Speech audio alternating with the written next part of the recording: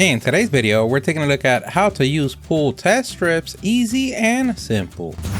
It's so easy, anyone could do it. Everything that we use on the video, we're going to leave a link on the description. So you woke up today and summer is here. Testing your pool is priority number one. Don't worry, here at the StatUpBox team, we've got your back. 2-3 blocks away, bus ride, train stop, and a plane ride, but a back is a back. And the first thing that you want to have when testing a pool is a pool. If you don't have a pool and you're watching this for the comedic relief, we salute you. The next important thing that we want is test strips. And it doesn't matter if you have this particular brand or a different one, the technique will be the same. And usually here at the StatUpBox teams, we don't read instructions. Owner's manuals are used for barbecue paper, but in today's video, instructions is the only way to go. So the first thing that you want to know when using test strips is that once you remove them, you want to make sure that you hold them on the white bottom part and not on the actual test squares, because you don't want to get a false positive reading and get locked. Wrong video. You don't want to get a false reading. So following the instructions of your particular test strips is the way to go. But the general rule is, number one, you don't want to touch the squares. And because avoiding false positive is the theme, you want to stay away from any returns or skimmers. Next, you want to make sure that you dip or submerge your test strip at least to elbow depth or about 18 inches deep. You want to hold steady, not swirling. Then next, you want to wait the recommended time. In this particular case, it says 1 second. In your particular test strip, times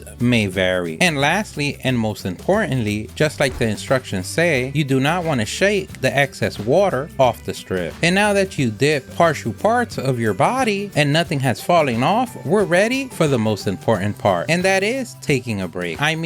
We go ahead and compare the colors of the strip with our chart. We want to do this immediately and not wait too long so we can get accurate results. In this particular test strip is a 7-in-1. In yours, it could be a 3-in-1, 5-in-1, a million-in-1. We know you're special and you're one of a kind. And no matter if you want to get on the ideal level of this particular chemical in your pool water or a different one, the technique will be the same. It's either up or down. The first thing that you want to make sure that you have at the appropriate levels is alkalinity. And this is what measures the amount of alkaline substances, mostly bicarbonates, in your pool water. It also acts as a buffer to help stabilize your pH levels. And the ideal level for this one is from 80 to 120 parts per million. So if you want to increase the alkalinity, you want to use an alkalinity increaser. So basically what we want to do is verify our test strip with the chart. In this particular case, we're good in between the 80 and the 120. What you want is that the color on the square matches the color on the ideal chart. So as you can see, it's like a light blue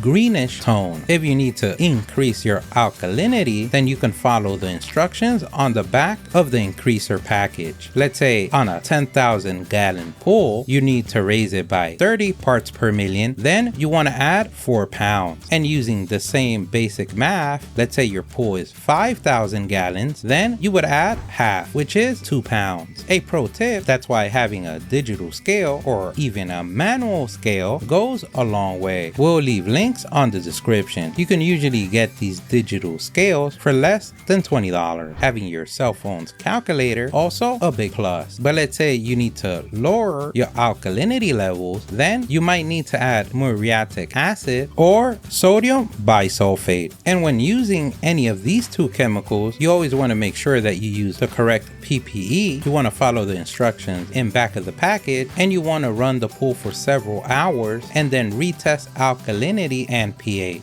And we say this because usually lowering alkalinity usually lowers the pH as well. Once we have our alkalinity on the ideal level, or it already was, then the second one on the list that we want to verify is the pH. And we do this because before adding any other chemicals, it's important to have the pH correctly. And this is because the other chemicals on the list are dependent dependent on the pH level for its effectiveness. But most importantly, it avoids wasting chemicals, which is good for the pockets, and most importantly, it avoids having to throw your wallet out the window. And this is usually measured from a scale from 0 to 14, the ideal range being from 7.2 to 7.8. If you notice the pH is too low, you can always add a pH up according to the manufacturer's direction dosages. So if we look at the back, if we have our pH from 6.8 to 7.1, for each 10,000 gallons, we add 12 ounces. Let's say it's 5,000, then half, which would be 6 ounces. But no matter which chemical you add, let's say in this case, the pH up, you always want to wait a minimum of 2 hours before retesting. Because remember, you have to let the chemical mix and move around all the pool. That's why it's important to have your pool pump on to circulate the chemicals and mix it in well. But let's say in your case it's too high and you need to lower the pH, then we would use a pH down. If we look at the dosage directions on the back, we can see from 7.9 to 8 for each 10,000 gallons, we add 12 ounces. For a 5,000 gallon pool, then we would add 6. So if you notice the pattern, what you look at your test strip, see where it falls on the chart, compare it to the first number on the dosage direction chart, and then add the amount in ounces according to your numbers. And remember, this is per 10,000 gallons. So basically what you would need to do is divide it to the amount of the size of your pool. And another pro tip, you always want to verify if your particular chemical needs to be diluted in water before adding to your pool, or can you throw the granules directly. Now that we have our ideal pH, we're ready for the next one, and that is the chlorine levels. And even if you added the water recently, you always want to verify these levels, because many times the water coming out your faucet already has chlorine. And the chlorine levels are divided in two parts. We have free chlorine and total chlorine. First, we're going to look at free chlorine, which is the amount of active and available chlorine that is ready to sanitize and ready to disinfect, meaning it's alive. And the recommended level for a standard pool is from 1 to 3 parts per million. Next, we have the total chlorine, and this means the sum of all the chlorine in your pool, the good and active free chlorine and the used up and ineffective chlorine. And according to manufacturer's recommendation, usually when you have 1 parts per million higher of total chlorine than free chlorine, you will need to shock the pool. So usually you want to have this amount from 1 to 3 parts per million, and preferably the same as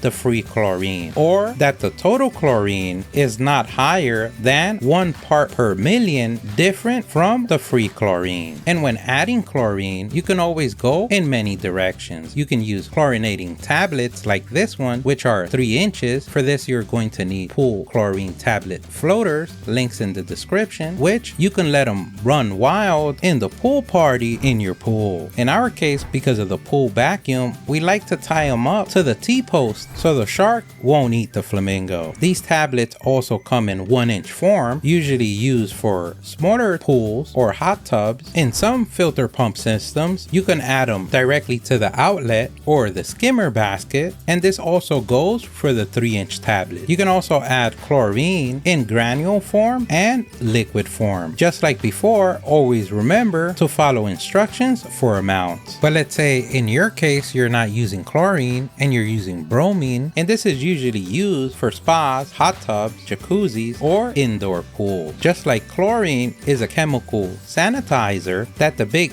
difference is compared to chlorine is it has a less harsher smell than chlorine, it holds up better in hot water, is less irritating on the skin than chlorine, but the downside is it's more expensive and it breaks more quickly in sunlight. That's why chlorine is usually mostly used for outdoor pools. And the levels that you want the bromine to be at is from 2 to 6 parts per million. This can come in granule form or tablet form. As we can see the directions of these bromine granules, it says to add 1 teaspoon per 200 gallons. have your system circulate, and then test until you have ideal readings. Then the next one that we want to check and adjust is the calcium hardness. And usually what total hardness means, it refers to the amount of dissolved minerals in your pool, mostly calcium and magnesium. But for pool chemistry, we usually focus on calcium hardness. So basically what it measures is how hard or soft your pool water is. For plaster and concrete pools, we want an ideal range from 200 to 400 parts per million. In vinyl or fiberglass, we're looking for 150 to 250 parts per million. In our case, we usually need to add calcium hardness. So let's say in our reading, we have 100 parts per million and we want to add another 100 parts per million. In this particular package, on the dosage chart, it's already divided by gallons. So if we want to add 100 parts per million for a 5,000 gallon pool, it would be 4.5 pounds. A 10,000 gallon pool, 9 pounds. A 20,000 gallon pool, 18 pounds. If you have a smaller pool or a bigger pool, you will either divide or multiply accordingly. And a pro tip, there's always online calculators to give you exact amounts. If you want to decrease your calcium hardness on your pool water, you have different choices. You can partially drain your pool and refill it. In some cases, you can use muriatic acid or a dry acid according to the manufacturer's instructions. Or in other cases, you can use flocculants. Always remember to use PPE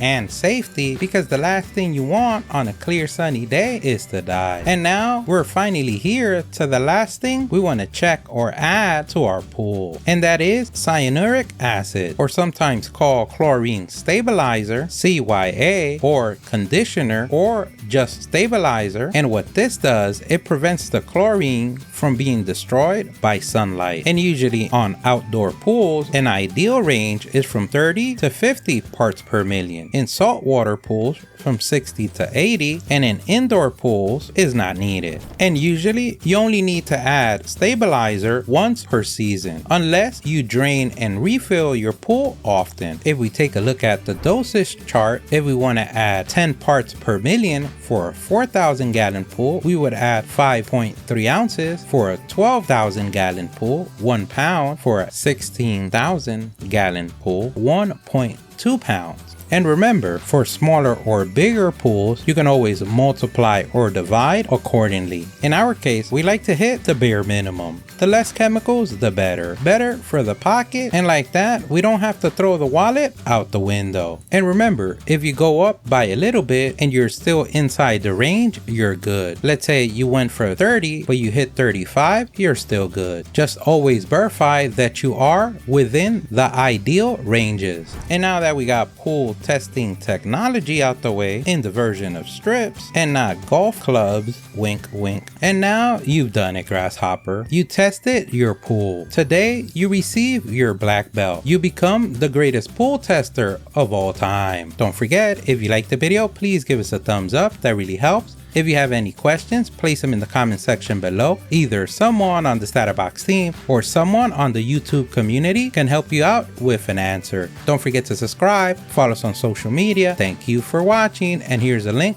to our latest video.